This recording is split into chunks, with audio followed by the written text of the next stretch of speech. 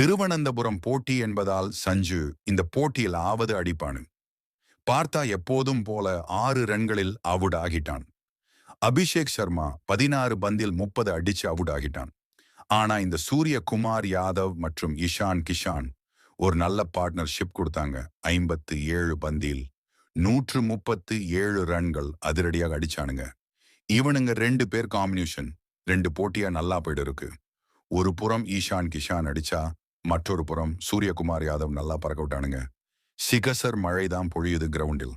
Abhishek 2 sixer, Ishan Kishan 10 sixer, Surya 6 sixer, Hardik Pandya 4 sixer, Shivam Dube ஒரு sixer, Ishan 43 பந்தில் out ஆக ஹர்திக் பாண்டியாவும் தன்னுடைய பங்குக்கு 17ஆம் பந்தில் 42 ரன்கள் எடுத்தார். மொத்தமாக இந்திய அணி 271க்கு 5 எடுத்தது. டி20 போட்டியில் முதல் 5 அதிக ரன்கள் எடுத்த அணியின் பட்டியலில் மொத்தமாக 3வது இடம் பிடித்துள்ளது.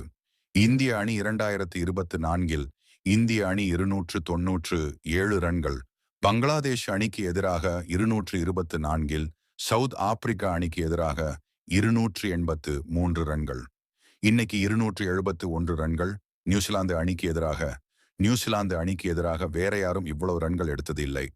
இதற்கு முன்பு 2018இல் தான் ஆஸ்திரேலியா அணி 245க்கு 5 ரன்கள் எடுத்து, அதற்கு அப்புறம் இந்திய அணிதான் 271 ரன்கள் எடுத்தது.